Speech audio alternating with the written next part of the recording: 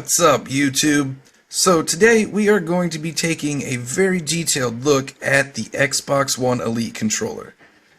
This thing honestly is a freaking beast. Like, for $150, like, you literally cannot get a better controller.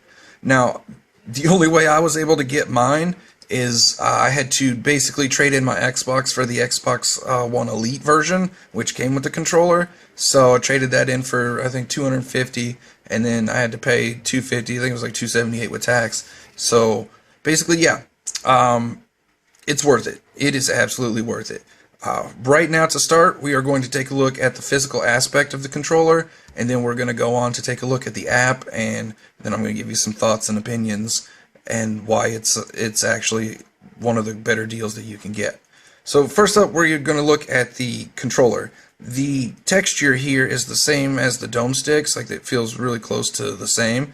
I'm not sure what it is, like if it's a soft plastic or what they want to call it. I don't know, it just feels really nice and comfortable. Now, as far as the sticks go, they are very tight and very, very sensitive, which is really nice. And to change the sticks here, actually it's really simple. It just pulls off.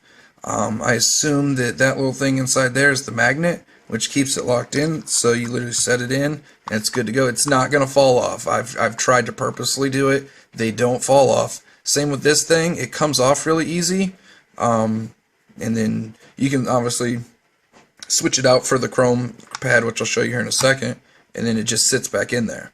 And when you flip it over, the same thing. Oh, oops, I got it turned on. The same thing here. If you see those little green switches, those are the trigger stops. So right now I've got my stops pulled in, so, you know, I'll back it out here. Okay, so my trigger stops are on, and then you can see it goes down halfway. I'm really sorry this is not zooming in. There we go, kind of. So we are going to pop them out. Oops. And then it goes all the way down. So all the way down versus halfway. Still does the same thing. So it's really good for FPS, you know, Halo, Call of Duty, Destiny, those types of games. I'm not sure how it would translate to, say, like Madden or Need for Speed or something like that. I imagine it'd still be okay, but obviously you want to double check that. Now, as far as these paddles go, they are remappable, which we'll get into. Every button on here is remappable, actually, but we'll get into that here in a minute. One of my concerns was, how well will these paddles stick since they're magnetic? If you push them too hard, will they, you know, will they fall off or something? Doing this, no, you can't get them out. It's really cool. Now doing this is what's cool is, you know, you can flip them out. Like, say you don't want it real quick, or say you accidentally flip it out, it could pop out. But here's the cool thing, is the back panel here is magnetic. So, look at that. It stays on your controller even if it falls off, which is really cool. So if you accidentally knock it out of place or something, you know, it's not going to fall down and you're not going to kick it under the couch and you know, have a hard time finding it. And then to put it back in, it's real simple. You just like this, put it in, and there you go, it's in. So that's pretty cool. The only physical issue that I have with the controller is something to do with the battery thing here. Okay, now I have just regular Duracell batteries in here, which came with the controller, so thank God, because I don't have any batteries. Now, I have this pack that I've been using with my Cinch controller and my regular controller, and it worked just fine. The problem is, however they redesigned this, it kind of fits in there, but it kind of sits a little cockeyed or whatever, and it makes it to the, you know, the back plate or whatever that they give you doesn't fit anymore. That, and they changed the you know, the way that it looks, or the way that it clips. Oops, sorry. Anyway, this one's 3 wide. The Nyko one is 3 wide, and the Xbox one is 3 center. So it obviously doesn't match up. So that's the downside, is now I have to go buy new battery packs or whatever. Now, if we look at the case, you can see, you know, you have the different dome sticks or whatever. So this one is short, which I kind of like the short ones. The long ones, I can't play with the long ones. It's just, it feels weird. And then obviously we have the, the other piece or whatever, the D-pad. So, and it's all in this nice little thing. You can put your paddles in here if you don't want to use them or whatever. And then I have my Control Freaks sitting up there because I haven't used them since. Haven't really needed to. So let me put this back piece back on here.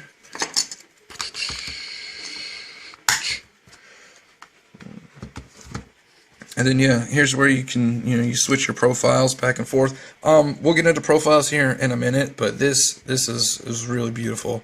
So, yep, there's your physical aspect. So let's get into some apps and some details here. All right, guys. So right now we are going to look at the Xbox accessory apps, which are designed for the Xbox One Elite controller, which we are reviewing right now. Now, there are two apps. So there's a green one and there's a gray one. They basically do the same thing. I'm not sure what the difference is. The gray one is supposed to have a little bit more features. Again, I'm not sure why there's two. I really don't know. I can't explain that. So we'll just, I guess, look at both of them. I have mine already preset. It's basically the same thing. Like I said, you got your Halo slot. This is what I have mine programmed for Halo. My next one's going to be Destiny. I just got to tweak it up a little bit when I get back on Destiny. Button mapping, again, you can map every button to button A to whatever button, trigger, stick, whatever. You can do that with each and every button and whatnot. Sticks, triggers, same thing. You can adjust your left stick, your sensitivity, smoothness. So right now I have mine on smooth, which you can see here. Mine is the white one, and the gray one is what it'll actually be. Like, my trigger's fully maxed here. Let's do instant and show you. So as you can see, my stick responsiveness, that's where my stick is, the white one. The white circle is where your stick is actually at. And the gray one is where the sensor of the stick is. So I only moved it a little bit, but it's saying that I'm completely maxed out. Like right now, I have my left stick completely, maxed to the left. Okay, if I go back, say 50%, it's still saying that it's maxed all the way to the left. So it's kind of like having a level 10 sensitivity without going level 10. So, it's definitely something you want to play with and find your sweet spot. Mine seems to be smooth. So, there is supposed to be a way in the video that you're about to watch. It says there's a way to where you can change that graph and you can adjust it yourself. I personally haven't figured out how to do that. I don't know if they just haven't implemented it yet or if I'm too stupid to figure out how to do it. So, I don't know if you know how to do it or if you figure it out. Let me know in the comments so I can do it. Because I haven't figured out how to do that yet. There's no manual, and I can't figure out how to do it. So, and you can change the vibration. I have mine completely off on everything. I don't like the vibration. I guess it's personal preference as to what you want. Your triggers have vibrations, and then the grips or whatever have vibrations. So, I turn it off to save battery. I just think it's a better idea. I don't like the vibration when I'm trying to shoot somebody and they're shooting me and my controller's shaking. I don't like that. You can swap sticks. Obviously, you can invert sticks if you want. You can invert individual sticks, swap triggers. Basically, you can just do whatever the frick you want to do, which is awesome. Okay, now, like I said, I can't figure out how to do the crazy stuff that you're about to see with the sensitivity and changing all that stuff. More options is just explore or name your controller. I've never clicked on explore. Oh, it just goes through this stuff here. Swap sticks, yeah. Optional D-pad, yeah. Controls. So, just some cool stuff like that. Okay, so that's basically it. Now, I'm going to show you the video from Xbox that, details the controller itself. This is what they had to say about it. And then we'll jump into my opinions and thoughts of the controller right after that. So, Here you go. Here's Microsoft's version, and I'll see you in a couple minutes. At E3, we announced the Xbox Elite Wireless Controller coming out this holiday, and fan excitement has been over the top. The controller gives you the option to interchange the thumbsticks, the D-pads, and on the back of the controller you have paddles that you can reprogram and hair trigger locks to let you fire faster. So at E3 we talked about the app at a high level. Today we're going to talk about some specific features that you haven't seen before that let you see how you can basically set up the controller in virtually an unlimited amount of ways.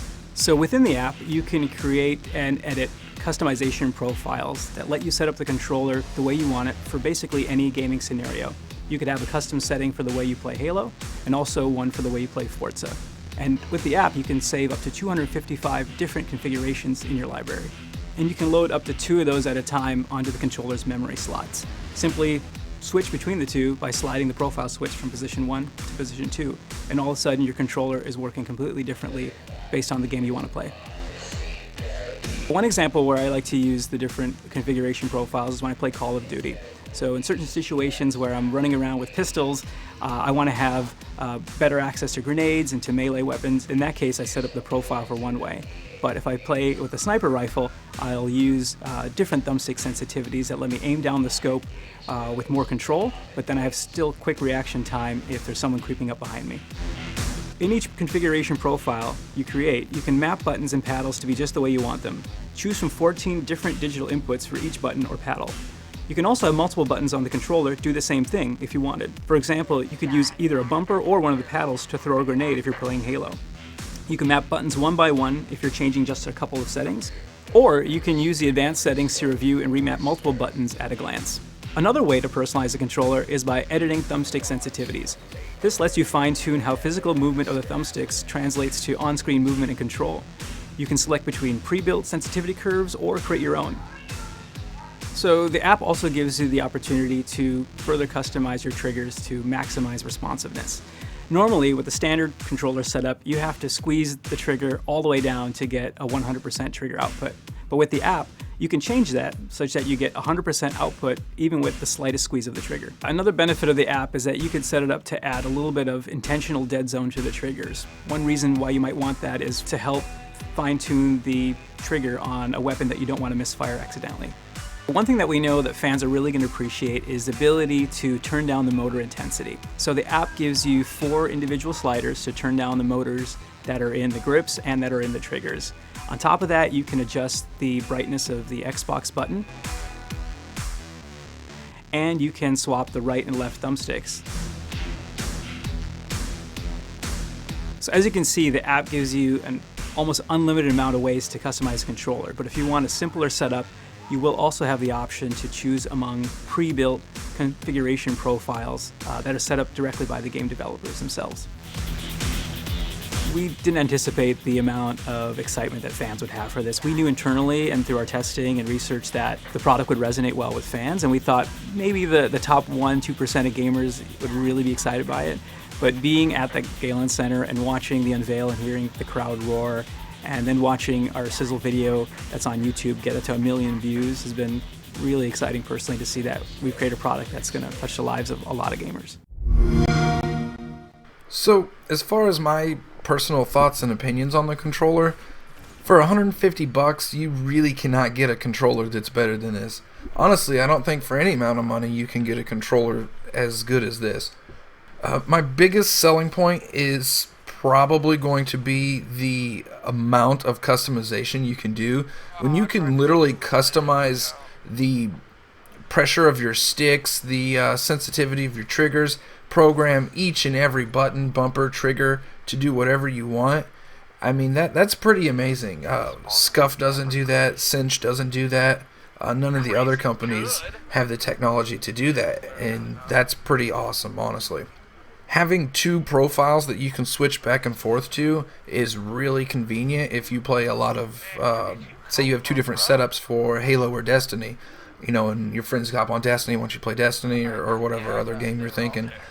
You can easily switch back and forth from, say, like a racing game to a shooter back and forth, or like what was mentioned earlier in the Microsoft video, where you can switch. You can have like an SMG loadout, and then you can switch over. If you pick up a sniper rifle, you can have a sniper rifle loadout where your sensitivities are lower, or however you prefer to have your sniper. I mean, literally, I think what they say, you can have 255 customizable loadouts, but you can only equip 2 at a time.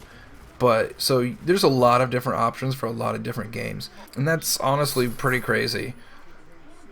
The only, I guess, I don't even call it a downside. That, I mean, you obviously can't get it in other colors like you could custom controllers, but I don't even really care about that. The quality of it is just so awesome. The trigger stops, the paddles, the way that they're magnetic or whatever. I think, you know, they did a really good job on this controller, and you are guaranteed to not find another controller that, you know, can do the things that this one does, especially at that price.